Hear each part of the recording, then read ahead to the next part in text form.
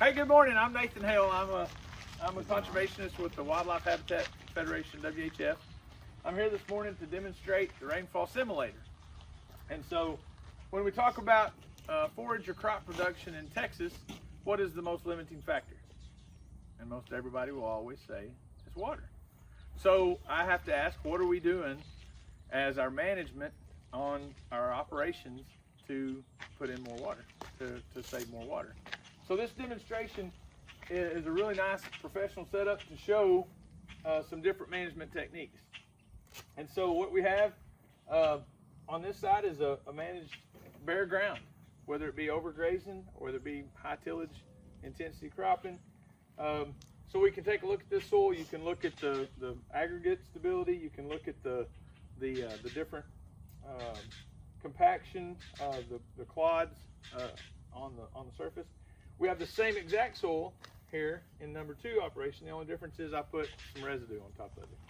I put that so that we can see the effects of what residue does. And then on the left we have a well-managed prescribed raised ranch. These two soils are maybe half a mile apart, so we're not in completely different environments. We're just in different operations.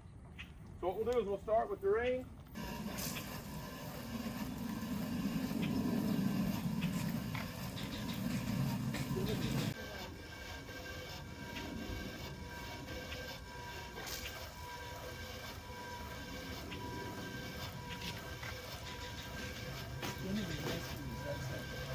So as we start to watch these different managements under a rainfall, I want to describe a little bit about how we set this up, right? So each of these pans, the soil's in there, I went and packed around the edge of that pan so that you don't get subsurface flow or subside flow. We want the water to go on the soil surface. So I stopped it so we didn't have water going down the sides of the pan where that contact's at, okay? The other thing I want to point out is how fast is a raindrop moving? Anybody ever thought about that? How fast is a raindrop moving? It's called terminal velocity. When a mass comes falling out of the sky, that weight has a certain amount of force and speed.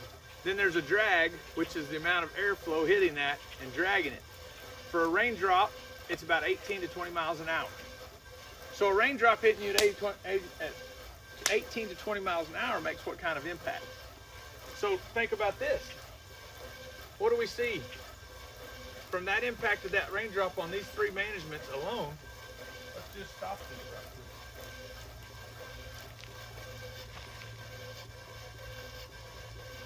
We've ran for about maybe a minute.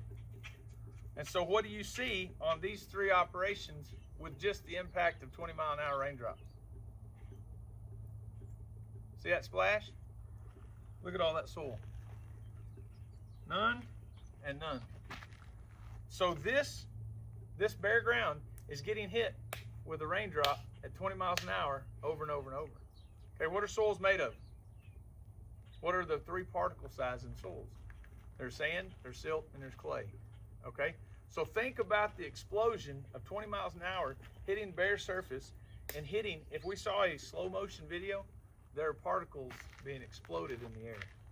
That is these particles that actually hit this clapboard behind it. Right here, not so much. Why? Because we're intercepting that 20-mile-an-hour raindrop and letting it slowly get to the surface of the soil. So this is huge. When you think about the explosion that goes off over and over and over with rain, is that a problem? Yeah, that's a problem. Okay, so we have the raindrop splatter. I want you to start looking at this soil versus the other 2 in the terms of a glare.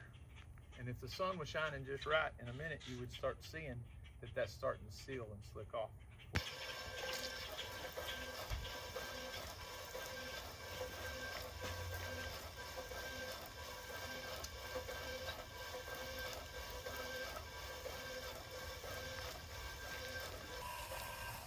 Water's starting to stack up.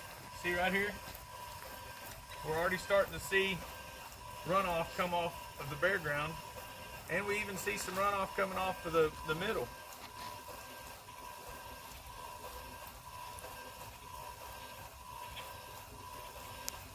So when we talk about erosion, we need to think about loss. That's what soil erosion is it's loss of soil. So how much loss can we tolerate?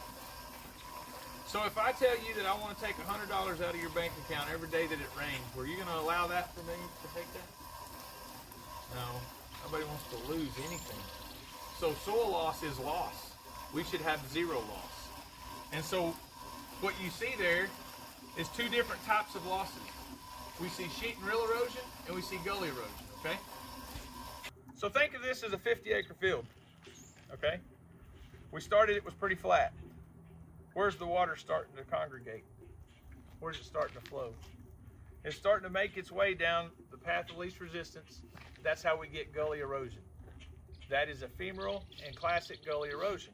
What is sheet and rill erosion? So sheet and rill erosion are sheets that are moving off of this 50-acre field all the way down to the bottom, and you can start to see it right down here at the edge before it falls over into the bucket. We don't have that here, okay? So you're seeing that this residue stops the splash. It also stops that surface changing with the path of least resistance.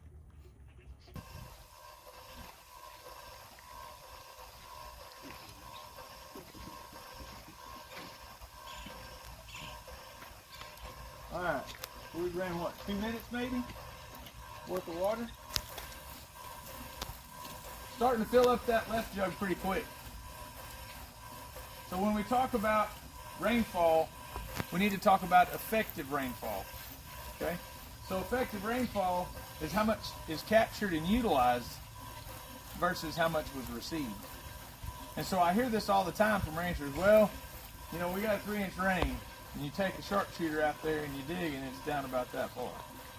How effective was that rainfall? It might have filled up the tank, it might have filled up the pond, and sometimes we need that. But again, at what quality of water?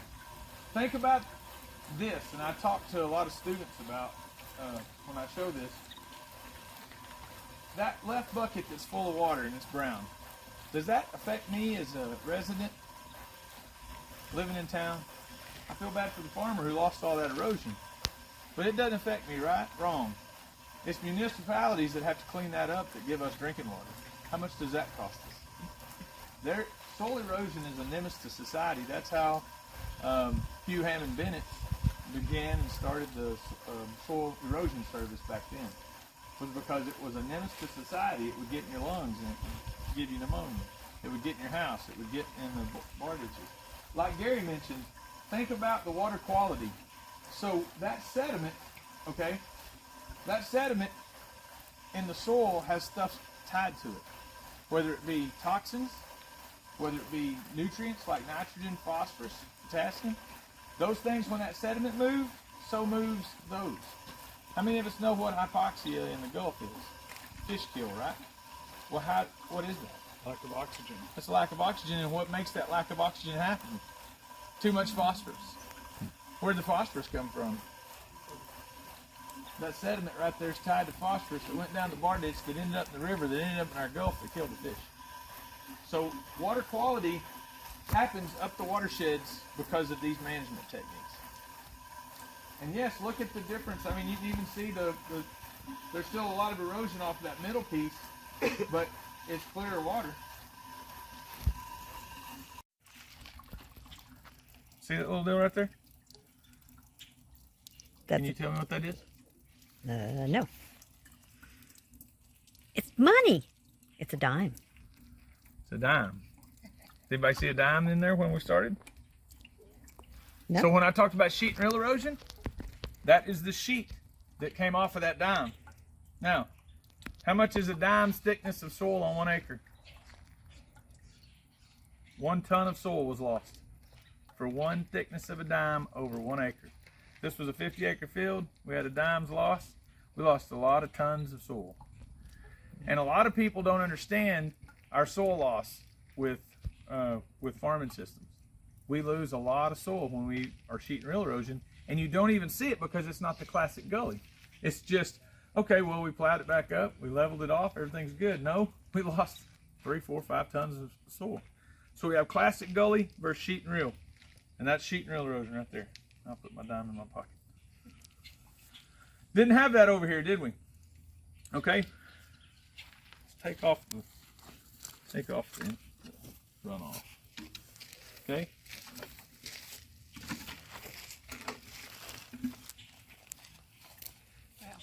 Had a little bit. Sure was clear.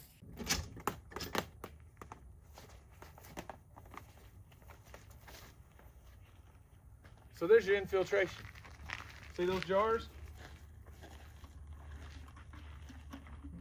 Over a given year, we're trying to show the extremes here. Because, yeah, a light, gentle rain works out pretty nicely. But when we get that toad floater that basically puts that much in an hour, you get a lot of damage. It'll be topping over dams, or it'll be cutting through fields. We have lots of issues. So this is an extreme, and this soil was actually pretty moist. So to get that little of infiltration, that little of runoff and infiltration says we still held a lot of soil. So I like to tell people that your good soil should look like my favorite cake, which is German chocolate cake. Oh look, I've got a little worm. So, this is a good time to talk about this. So, we've got moisture all the way through that. You saw it infiltrate, okay? And we've got worms. We've got biology. That's what we're supposed to have.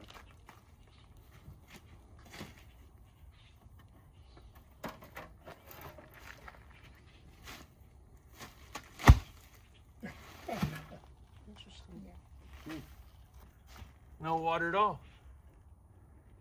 Why? Because it's sealed. It's sealed on the surface and it all ran off.